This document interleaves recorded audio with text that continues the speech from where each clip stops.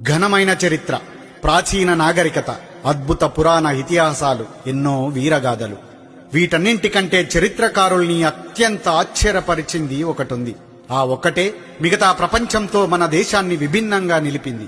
అదే పరమత సహనం. అవును, ఆ పరమత సహనమే మన దేశం మౌలిక స్వభావం. హిందూ, ముస్లిం, క్రైస్తవ, సిక్కు, జైన, బౌద్ధ, యూద్ ఎవరి మతం వాళ్ళది. హిందూ బాబాయ్, ముస్లిం బాయ్, క్రిస్టియన్ సిస్టర్, మందిర్, మస్జిద్, చర్చ్ ఎవరి ప్రార్థన వాళ్ళది. మతం పూర్తిగా ఒకరి వ్యక్తిగత విశ్వాసం. కానీ ఇప్పుడు అదే దేశంలో అతిపెద్ద రాజకీయం అయిపోయింది. 4 గోడల మధ్య మనం పూజించే దేవుణ్ణి పార్టీల జెండా మీదికి తెచ్చేశారు. పరమత సహనాన్ని తుంచి దేవుళ్ల మధ్యలో చిచ్చు పెట్టిందెవరు?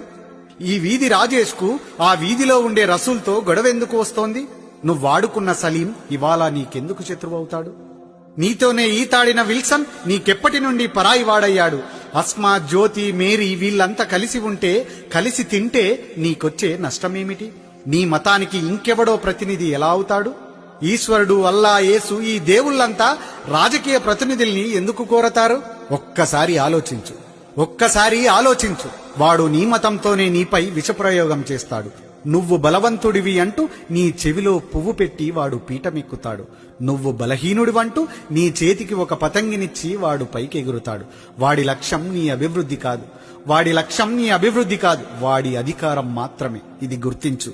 మతం మత్తులో నువ్వు కళ్ళు మూసుకొని ఉండటమే వాడికి కావాలి. నువ్వు కళ్ళు తెరిస్తే ప్రశ్నిస్తావు, నువ్వు కళ్ళు తెరిస్తే నిలదీస్తావు, నువ్వు కళ్ళు తెరిస్తే వాడి అధికారాన్ని కూలదోస్తావు. అది వాడి భయం. అందుకే నీలోకి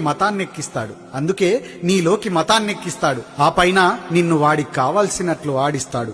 ఎన్నికలొచ్చిన ప్రతిసారి వాడి ఏకైక ఆయుధం మతం మాత్రమే. అదే ఆయుధంతో ఈసారి కూడా మళ్లీ వస్తున్నాడు. నీ వైపే దూసుకొస్తున్నాడు. మేలుకో మిత్రమా, మేలుకో, త్వరగా తేరుకో. నిన్ను నువ్వు కాపాడుకోవాలి, ఈ దేశాన్ని కూడా నువ్వే కాపాడుకోవాలి అనే విషయాన్ని గుర్తుపెట్టుకో. జై హింద్, జై భారత్.